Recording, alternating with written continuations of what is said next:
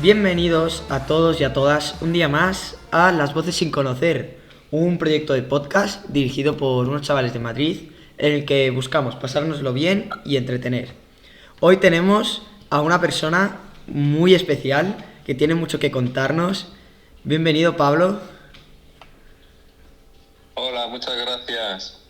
Bueno, antes de nada, me gustaría que hicieses un poco de introducción para saber de qué vamos a hablar y todo eso. Bueno, yo soy Pablo Bielsa, soy catedrático de la Universidad Politécnica de Cartagena, en la región de Murcia, y soy ingeniero agrónomo, estudié ingeniero agrónomo, soy doctor, lógicamente, al ser catedrático de universidad, y nada, y me dedico a la entomología agrícola, que es estudiar los insectos que impactan en los cultivos y dañan las cosechas y cómo combatirlos. Pues ya que hemos aclarado que vamos a hablar de la entomología, para que la gente pues que no lo sepa, ¿qué es la entomología? ¿Cómo funciona? Bueno, la entomología tal como es la ciencia que estudia los insectos, aunque en realidad no solo los insectos, sino otros organismos próximos como pueden ser los ácaros, que no son insectos, pero es también un artrópodo. Entonces todos los insectos, o sea, en general la entomología estudia todo lo que tenga que ver con los insectos y, como decía, organismos afines en todas las esferas de su interacción con la humanidad o que no interaccionen, la taxonomía, cómo viven, cómo se desarrollan, cómo se clasifican, los daños que hacen a los cultivos o los daños que hacen a los animales o la interacción que tienen con los humanos. La entomología en realidad es una ciencia, parece así muy concreta, pero es muy amplia en todas las ramas que tengan que ver con, o sea, cualquier cosa que tenga que ver con los insectos se puede considerar que es parte de la entomología. Claro, y bueno, la gente que estará escuchándolo dirá, pues entomología, estudiar insectos y poco más, pero esto tiene un montón de aplicaciones, ¿no? Bueno, sí, ¿sabes? La entomología en general es muy amplia y hay mucha entomología que estudia los insectos, por ejemplo, en sus medios naturales y hay mucho que podríamos llamar la entomología pura, si quieres decirlo así, que es bueno estudiar los insectos por el conocimiento, que sería un poco lo que llamamos la ciencia básica, como en otras ramas del saber, que es un poco estudiar sin que necesariamente haya una aplicación. Es Claro. como, recuerdo a un científico que estudiaba, tenía unas aplicaciones y que toda la gente le preguntaba, dice, ¿pero para qué sirve esto? Y decía, bueno, esto es ciencia básica, que es ampliar el conocimiento que se tiene sobre la naturaleza. Es igual que la gente que estudia las galaxias. Dice, nadie les pregunta a los que estudian las galaxias para qué sirve. Bueno, pues simplemente es por conocer el universo y pues en la entomología básica o la entomología pura es pues conocer los insectos, pues por conocer la naturaleza que hay en la Tierra y todo lo que implica pues todos los animales. Y eso sería la entomología básica, que es estudiar los insectos en general y todo lo que tiene que ver con ellos. Lo que pasa que también hay una entomología que podríamos llamar aplicada, ¿no? Yo concretamente actualmente soy el presidente de la Sociedad Española de Entomología Aplicada, que es un poco la entomología que tiene que ver con las actividades humanas, ¿no? Claro. Y un poco lo que comentábamos, o sea, la entomología, de para qué sirve la entomología, y eso también es un campo amplísimo. Pues está, por ejemplo, la entomología que tenga que ver con la sanidad humana. Esto es fácil de entender, por ejemplo, pensar en los mosquitos.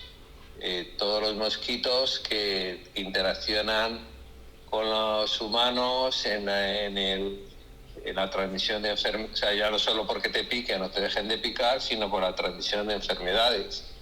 No hay que olvidar que el animal más mortífero de la Tierra es el mosquito. No, es el mosquito. O sea, por culpa de los mosquitos mueren decenas o centenas de miles de personas cada año.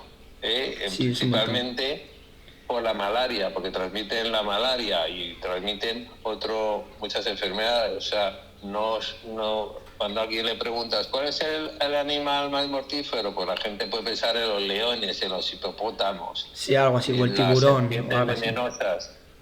Pero son los mosquitos, pero no porque maten unos pocos más, es que mueren más personas por los mosquitos por goleada, vamos. Es el animal más mortífero de la Tierra, en lo que atañe a las personas. Entonces, todos los estudios que estudian las diferentes especies de mosquitos, cómo se clasifican, cómo viven, cómo se reproducen, cómo transmiten las enfermedades, cómo, por ejemplo, el protozoo de la malaria vive dentro de los mosquitos y cómo es su ciclo vital. Pues todo eso es entomología aplicada, en este caso a entomología humana, por así decirlo, ¿no? De la sanidad humana. Claro. Y luego, además de entomología de la sanidad, entomología médica, sería el nombre correcto, pues está también la entomología veterinaria, que es también, igual que los mosquitos pican a las personas, pues también pican a los animales, al ganado, y también le transmiten enfermedades, pero claro, ya no son los mosquitos, igual que a los hombres, pues están también las garrapatas, sí. Una serie, aunque la garrapata no es un insecto, que es un arácnido, pero también, también está dentro de lo que estudia la entomología. Entonces, bueno, pues un montón de todos los insectos ácaros o artrópodos afines que transmiten enfermedades en el ganado o les perjudican de algún modo o tienen un impacto que también tienen un impacto económico muy importante en las actividades humanas, pues es lo que estudia la entomología veterinaria. Y luego sí, que sigue. Y luego a lo que yo me dedico es lo que se llama la entomología agrícola. Que la entomología agrícola, pues igual que hay sanidad humana y que es similar a la entomología médica, igual que hay sanidad animal que equivale a la entomología veterinaria, también hay una sanidad vegetal, o sea, las enfermedades y plagas que afectan a los vegetales, que lo estudia, en el caso de las plagas agrícolas, la entomología agrícola. Entonces, que esto se estudia normalmente en las escuelas de ingenieros agrónomos que estudian las plagas, o sea, insectos y ácaros y similares que son plagas de los cultivos. Y bueno, hay mucha investigación en este sentido y bueno, yo es a lo que me dedico y estudiando pues igual, pues la clasificación como de los insectos que atacan a las plantas, cómo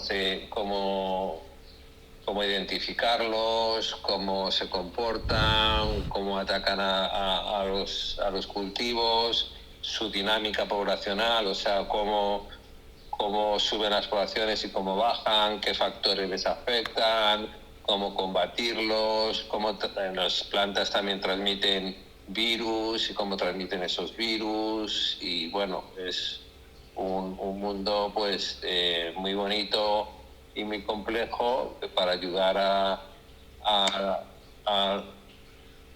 la agricultura a ser capaz de alimentar a una población creciente.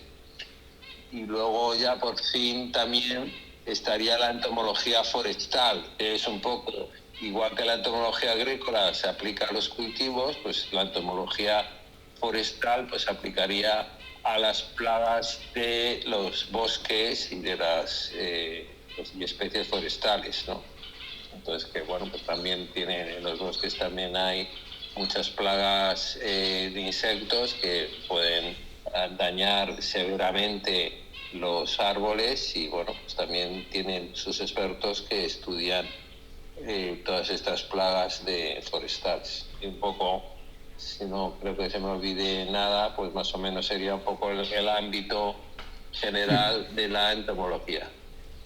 Pues genial, lo has resumido muy bien. Y luego yo me acuerdo, por ejemplo, que hace un tiempo me hablabas de un proyecto en el que estabas trabajando, no sé si actualmente sigues con él, que me sorprendió mucho y me pareció muy interesante, pues que era una plaga, no me acuerdo el nombre del insecto porque era muy raro, que afectaba a un tipo de cultivo, y en vez de usar los insecticidas, pues estabais trabajando en crear otra, bueno, no crear, pero como modificar una especie, otra especie de insecto, que era la que se comía a esta plaga, pues eso, modificándola genéticamente, pues para que se reproduciese más rápido o para que pudiese comérselo más. Sí, bueno, pues te explico un poco.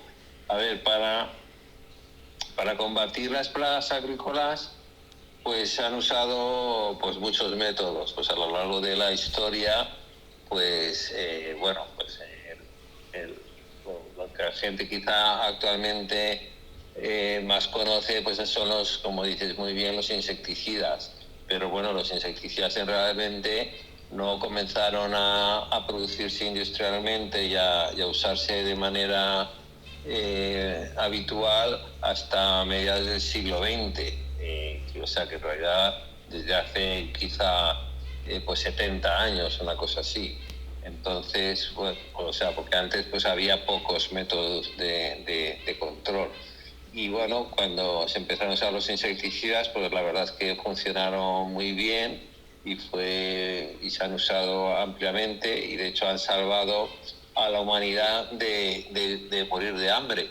O sea, porque no sé si sabes este dato, que el 15 de noviembre del 2022 la humanidad sumó 8.000 millones de personas en la Tierra. Sí, me acuerdo, salió en la tele pues como Sí. el niño 8 millones, que bueno, eso probablemente no sea cierto, Sí.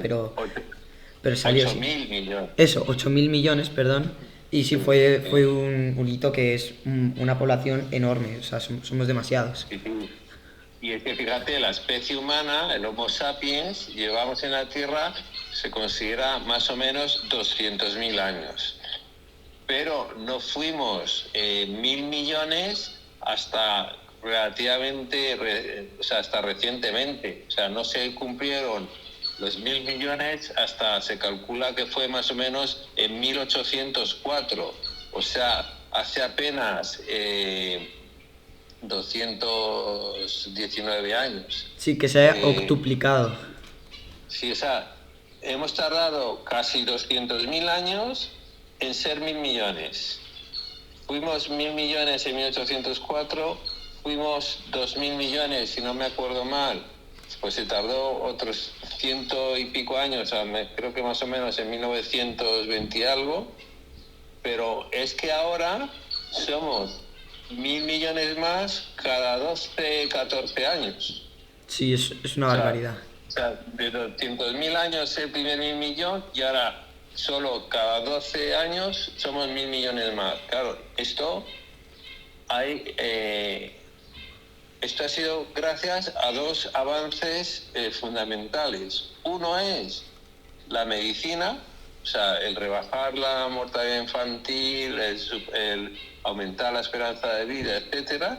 Pero claro, o sea, para curar a alguien, como siempre yo digo yo, antes de curar a alguien se necesita, o sea, antes de que actúe la medicina, se necesita un principio básico. O sea, necesitas que el paciente esté vivo, porque si no, no puedes curar. Y para que esté vivo se necesita fundamentalmente una cosa, que es el alimento.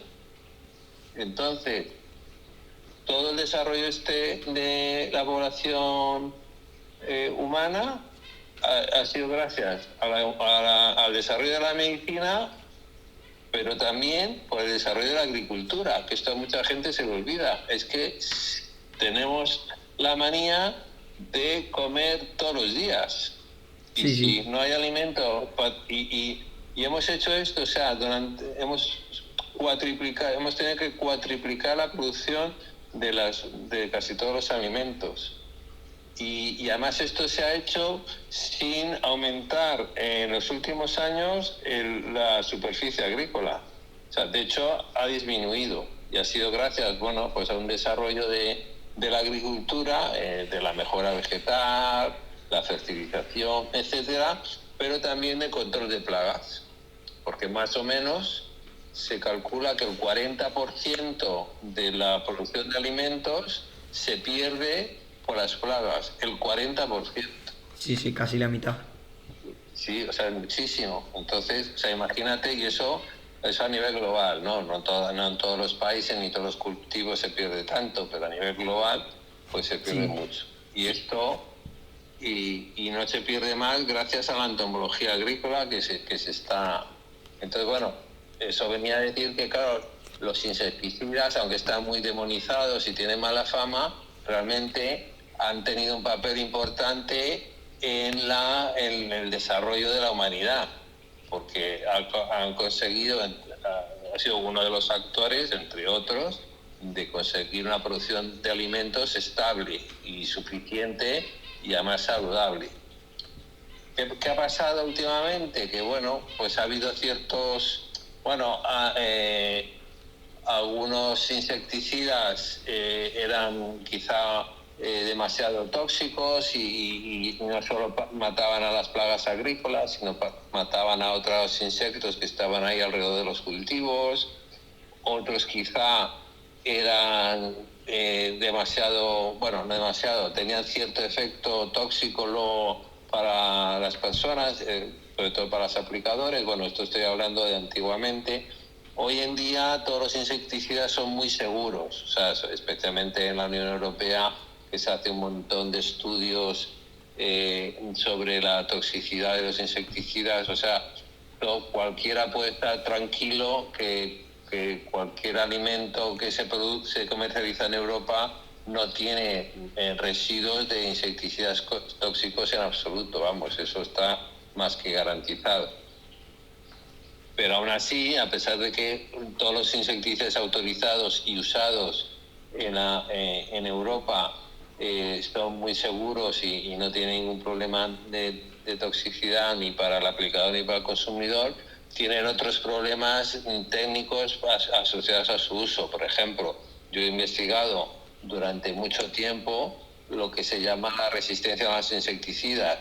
A lo mejor el público en general puede conocer más por las campañas que se ha hecho en televisión de la resistencia que existe de las bacterias a los antibióticos. Entonces, bueno, que se recomienda pues la gente no se automedique de antibióticos, que cuando empieces a usar un antibiótico tomes la dosis que te ha dicho el médico y además que acabes el tratamiento en los 5 o los 7 días que te han dicho. Bueno, pues estas medidas son para que no abusar del uso de los antibióticos y que las bacterias no desarrollen resistencias. Bueno, pues igual que las bacterias desarrollan resistencias a los antibióticos, pues las plagas también desarrollan resistencias a los insecticidas.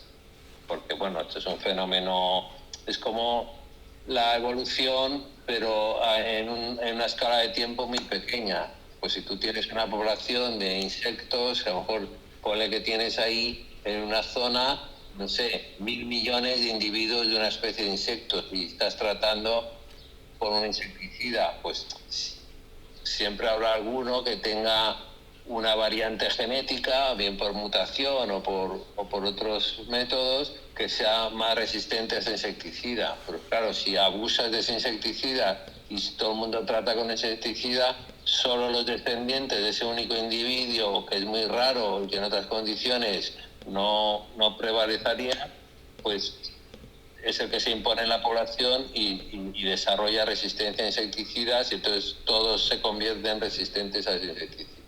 Bueno, pues este fenómeno de la resistencia a los insecticidas pues es más frecuente de lo que parece. Entonces, en los cultivos se ha juntado dos cosas, podemos decir la tormenta perfecta.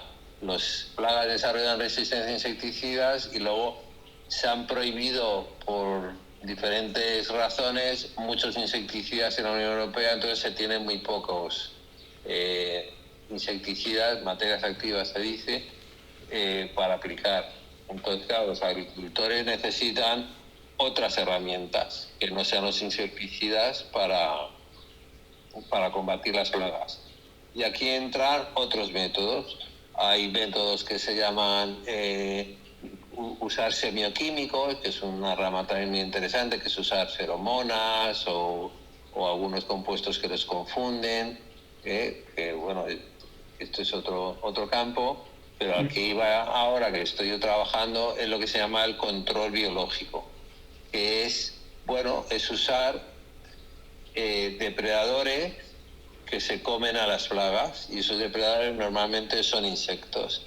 O sea, igual que en el Serengeti, en las sabanas africanas, las poblaciones de ñus, de búfalos y de cebras, su población está controlada gracias a los leones, los guepardos, las hienas, o sea, un conjunto de depredadores. Las poblaciones de insectos en la naturaleza también están controladas por una serie de depredadores que en su mayoría son insectos también, o sea, insectos depredadores. Hay unos que aquí distinguimos en lo que son los depredadores y los parasitoides, porque no los depredan, que se los comen, sino que los parasitan. Entonces, el control biológico consiste en eso, en usar estos insectos depredadores para que se alimenten de las plagas y así controlarlas. Esto empezó un poco en los años, bueno, así más frecuentemente, 80, 90. España es pionera en el control biológico de plagas, especialmente aquí en el campo de Cartagena, en la región de Murcia, y posteriormente en Almería, pero vamos, en toda España es pionera en el mundo en eso, o sea, sin usar insecticida, usando otros insectos que se coman las plagas. Esto puede parecer que bueno, que puede funcionar o no, pero la realidad es que los agricultores no lo hacen porque medioambientalmente sea mejor, o sea, por no usar insecticidas o por no usar tóxicos, etcétera. No lo hacen por eso, que esto, bueno, también es un beneficio añadido, pero lo usan porque funciona muy bien, o sea, técnicamente funciona muy bien para controlar las plagas. Claro, y no hay posible mutación de la especie invasora para que no se los coman. Porque... Claro, exactamente, porque como es un sistema natural, está fuera de la capacidad evolutiva o de mutación, como dices, de la plaga para sobrevivir. O sea, tú imagínate una cebra que puede mutar para escaparse de un león, pues puede desarrollar que correr más rápido, pero si las cebras evolucionan a correr más rápido, los leones también evolucionarán a correr más rápido. Entonces, siempre hay un equilibrio, o sea, siempre habrá leones que se coman a las cebras, por poner un símil así más fácil de ver. Pues o sea, todo esto que podemos ver a lo mejor en los documentales, porque se ve muy fácilmente, porque son organismos más grandes, que son mamíferos, pues esto ocurre con los insectos, pero mucho más, porque los insectos o sea, la Tierra es de los insectos, porque es el grupo animal más diverso de la Tierra. Mira, te voy a poner unos números para que la audiencia lo entienda.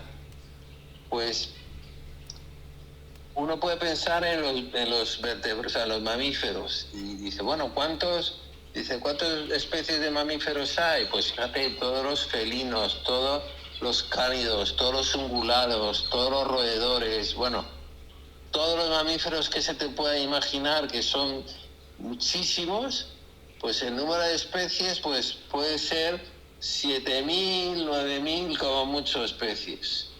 ¿O cuántos pájaros hay?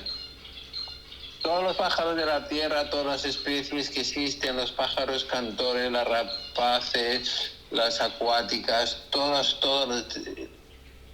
las aves marinas, todas las aves que hay. ¿Cuántas son? Pues como mucho habrá como algo 10, 12.000 especies. O sea, fijaros,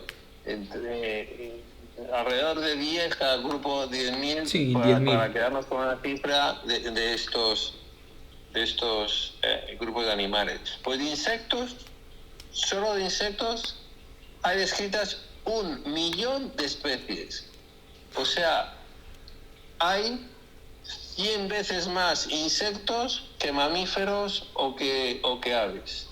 O sea, la Tierra, y ningún grupo de organismos, ni siquiera de plantas. ¿Cuántas especies de plantas hay? Pues alrededor se considera 250.000, más o menos. Sí que Pues es. insectos, 1.000.000. Pues con esto quiere decir que todas estas relaciones de depredación y presa, que son muy bonitas en la naturaleza, pues obviamente pasan también con los insectos. Hay unos científicos que el siglo pasado se preguntaron, ¿por qué el mundo es verde? O sea, si hay tantos herbívoros, especialmente insectos, que se comen a las plantas, ¿qué les impide que se coman todas las plantas y acabar con ellas? ¿Cómo se consigue que haya plantas en el mundo y no se las coman las plagas? Bueno, pues se consigue gracias a los depredadores, porque las plagas, los herbívoros de las plantas están controladas por un montón de depredadores que se las comen. Bueno, pues eso que ocurre en la naturaleza, en múltiples facetas y en múltiples conexiones de unos depredadores con sus presas, se puede aplicar perfectamente a los cultivos, que es un sistema mucho más simplificado que en la naturaleza, pero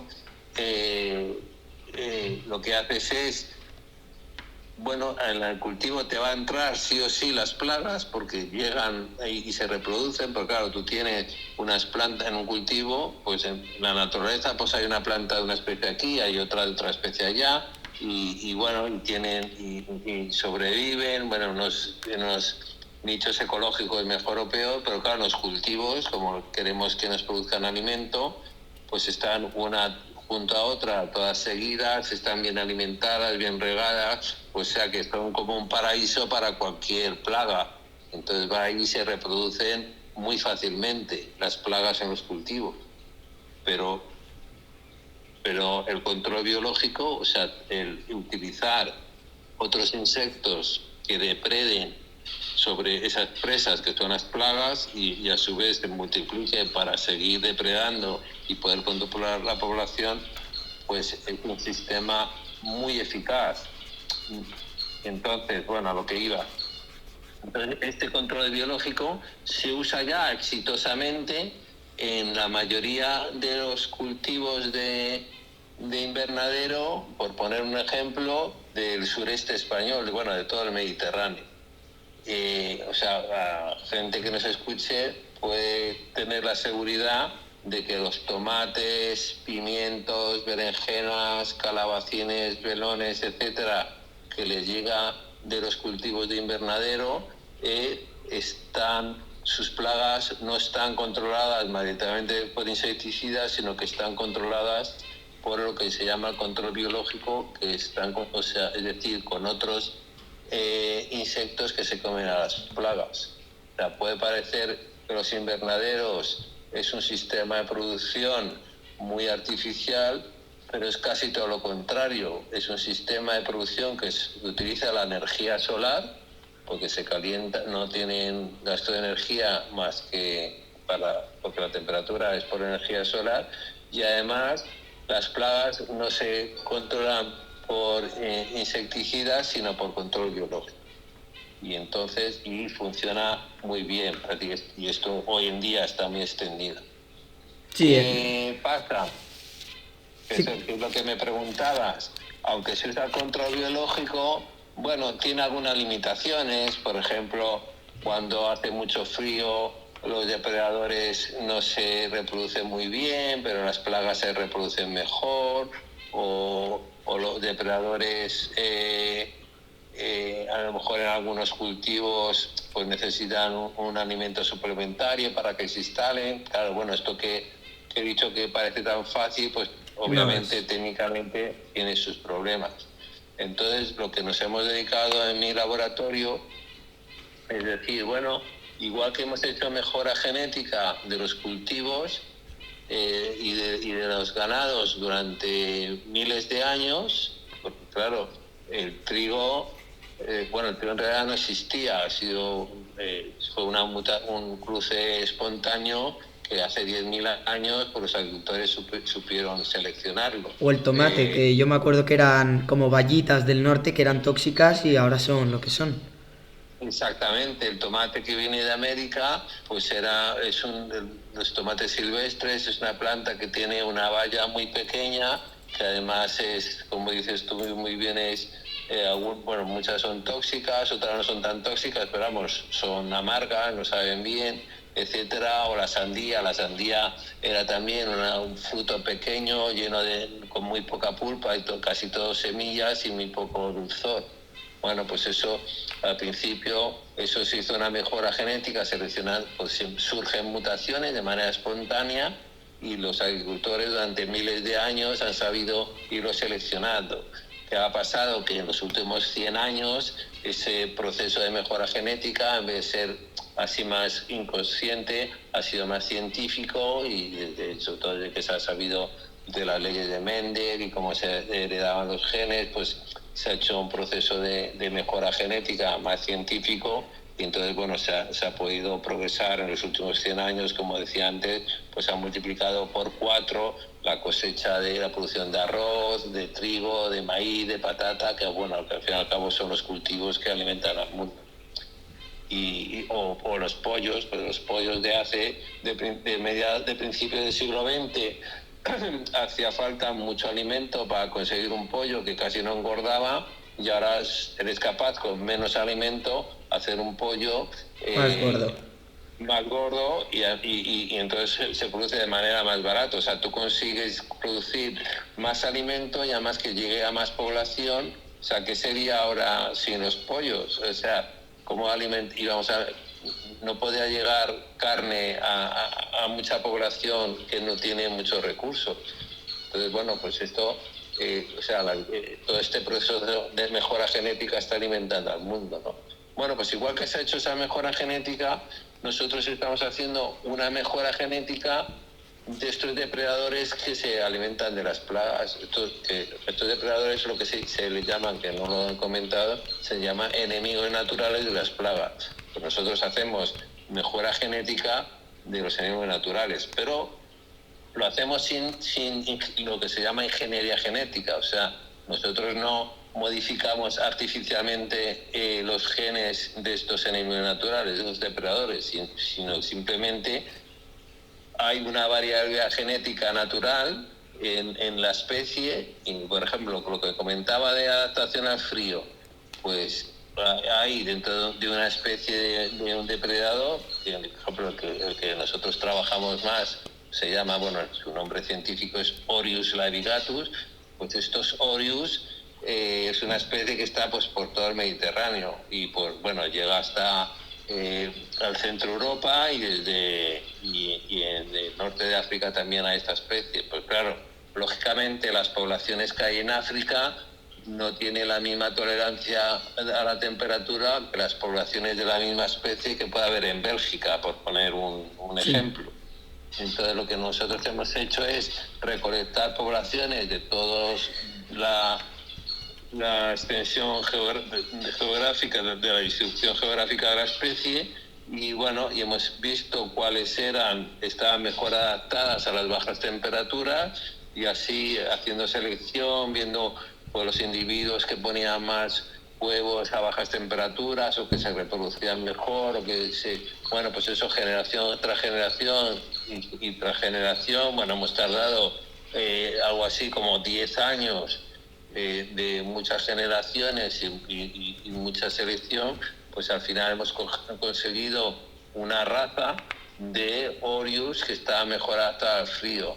Hemos conseguido, pues por ejemplo, que durante el invierno pues se pueda soltar esta raza y pueda controlar a una plaga lo que controla es una plaga que se llama los thrips, que hace mucho daño a los cultivos, pues este depredador adaptado al frío es capaz de controlar la plaga mejor en frío. O por ejemplo, con esta raza, hemos conseguido que por primera vez los agricultores escoceses puedan hacer control biológico, porque hacía tanto frío que no podían tener este depredador. Pues con nuestra raza consiguen instalarlo, entonces no tienen que usar insecticidas y pueden usar control biológico. Bueno, igual que he comentado esta adaptación al frío, pues se puede hacer otras adaptaciones que de hecho las estamos cargando. O sea que es mejora genética de los animales naturales de las plagas para hacer un control biológico más eficaz. Bueno, y así que ya llevamos un buen rato, vamos a ir terminando y bueno, aunque es el final, voy a ir al principio de, por decirlo así, tu carrera, que a mí me gustaría saber qué fue lo que te atrajo de la entomología que decidiste estudiarla. Bueno, yo hice ingeniero agrónomo, me gustaba, a mí lo que me gustaba era la naturaleza, los animales y las plantas de pequeño, y yo siempre cuento que quería ser como Félix Rodríguez de la Fuente, que no sé si los más jóvenes a lo mejor no lo conocen, pero fue un gran divulgador científico en España con sus documentales, etcétera. Y a mí me gustaba la naturaleza, quería estudiar los animales y las plantas, pero me gustaba hacer una perspectiva aplicada, o sea, cómo conseguir, respetando la naturaleza, alimentar al mundo, porque claro, eso es un reto muy bonito, o sea, cómo producir alimentos seguros y saludables. Entonces, por eso hice ingeniero agrónomo, estudié en Madrid ingeniería agronómica y al final de la carrera pues me surgió la oportunidad de estudiar a los insectos como en su faceta de plagas agrícolas y cómo combatirlas. O sea, terminé estudiando a los animales y su comportamiento de una manera aplicada. Yo opino que más o menos cumplí mi sueño de pequeño, de dedicarme a estudiar a los animales, pero en vez de estudiar los lobos y los linces o los alimoches, como estudiaba Félix Rodríguez de la Fuente, estudio los insectos, que son tanto o más apasionantes que los vertebrados. De hecho, hay como comentaba, muchas más especies, y además con un fin que es producir alimentos más eficientemente y de manera más saludable. Y eso, fue quizá, por resumirlo así rápidamente, mi evolución profesional, ¿no? Y así ya un poco para la gente que nos está escuchando, sobre todo esto va más para los jóvenes, ¿por qué alguien debería estudiar entomología o ingeniería agraria? Es por lo que lo decía antes. Cada 12 años somos 1.000 millones más. Entonces se considera que para el 2050 vamos a ser entre 9.000 y 10.000 millones de personas. Y además, entonces tenemos que aumentar la producción de alimentos entre un 50 y un 70%. Pero no solo eso, es que nuestro planeta ya está al límite. O sea, no podemos usar más tierras agrícolas porque tenemos que preservar las zonas naturales que aún se conservan. Entonces no podemos quitar los bosques o las selvas amazónicas, etcétera. O sea, tenemos que seguir cultivando en lo que ya son tierras agrícolas, no podemos expandirlas. Claro. Y tampoco tenemos, pues hacemos, como en el regadío se produce más, hacemos más regadío, pero no, porque también el agua dulce ya es un recurso escaso. Entonces, lo que hay que no hay que aumentar la superficie agrícola, sino que hay que aumentar los rendimientos. Pero aún así hay otro problema añadido, que es el cambio climático. subiendo las temperaturas medias y esto ocasiona un problema a la agricultura porque bueno hay más plagas al haber más temperatura, hay más problemas de sequía, hay más problemas de inundaciones. Entonces bueno, tenemos que aumentar la producción de alimentos en un planeta al límite y con el efecto del cambio climático. O sea, el reto es mayúsculo y ese reto de alimentar a la humanidad tienen que enfrentarse los ingenieros agrónomos. Y dentro de los ingenieros agrónomos, que es una carrera muy bonita, está los que nos dedicamos a la entomología agrícola. Pues dentro de esos está también el reto de cómo controlar las plagas usando métodos lo más naturales posibles, como es el control biológico. Sí, Y eso para mí es un desarrollo profesional precioso. Sí, tiene un fin que es muy, bueno, aparte que es importante y va a ser aún más importante en el futuro, sí, personalmente creo que es un fin muy bonito. Y ya sí, para terminar, a lo mejor tú esto no lo sabes tanto, pero la entomología, bueno, en este caso la ingeniería agrícola o la entomología agrícola, actualmente es una carrera solicitada por la gente. Bueno, en la entomología no hay una carrera de entomología. Eso pues, se estudia en entomología agrícola, se estudia dentro de las carreras de ingeniero agrónomo. Hay unos grados, como está ahora estructurado el sistema universitario español, pues están los grados que se estudia ingeniería agrícola, que se sabe que es un ingeniero técnico agrícola, hay diferentes especialidades que son 4 años, y bueno, hay muchas escuelas en toda España y bueno, es una carrera demandada, pero no excesivamente, vamos, porque es desconocida, porque claro, la gente la verdad es que no lo conoce, ni incluso en entornos, en zonas más agrícolas, como puede ser la mía, en la región de Murcia, mucha gente no conoce la carrera de ingeniero agrónomo. Y bueno, pues bueno, pues no a todo el mundo le tiene por qué gustar, obviamente, y gracias o sea, la diversidad es una bendición, pero hay mucha gente que a lo mejor le gusta la naturaleza, le gustan las plantas, le gustan los animales y que a lo mejor se puede plantear estudiar biología, pero a lo mejor se puede plantear estudiar lo que se llama la biología aplicada, que al fin y al cabo es la ingeniería agronómica, o sea, cómo ser capaz de la naturaleza y de los sistemas naturales producir alimentos. O sea, hay muchas ingenierías, pero nuestra ingeniería, lo que llamamos siempre es la ingeniería de la vida. Nosotros no tratamos con coches, motores, tornillos, naves o barcos. Nosotros tratamos con organismos vivos que son mucho más apasionantes. Bueno, pues ya está. Esta es la última pregunta, ya para finalizar. Y bueno, esta es la pregunta, entre comillas, típica del canal, que la hacemos a toda, bueno, por ahora es poca, pero a toda la gente que ha venido aquí a hacer el podcast.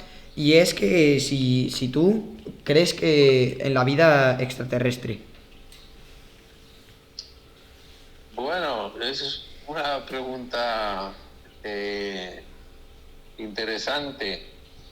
A ver, es difícil pensar que no ha surgido la vida en algún lugar del universo si consideramos que es infinito. Entonces, si es infinito, claro, en algún sitio se habrá podido dar lugar a la vida. Bueno, yo creo que quizá la vida, no sé, a mí la verdad me cuesta pensarlo. Como científico porque claro, las casualidades que dieron lugar a la vida en la Tierra son muy difíciles Sí. que se produzcan. Lo que pasa, claro, si aunque sea muy, muy, muy, muy, muy difícil, Tenemos como un el infinito. universo es completamente infinito, pues claro, en algún sitio se tienen que haber dado. Otra cosa es que haya vida inteligente, que eso ya, la verdad es que me cuesta más creer que pueda haber, pero que haya vida, aunque sea microscópica, pues tenemos que pensar que sí es posible. Bueno, pues aquí lo dejamos. Muchas gracias por participar en el podcast. Creo que ha sido súper interesante y me ha encantado.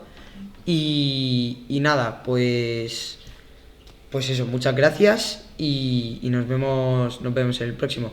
Adiós. Vale.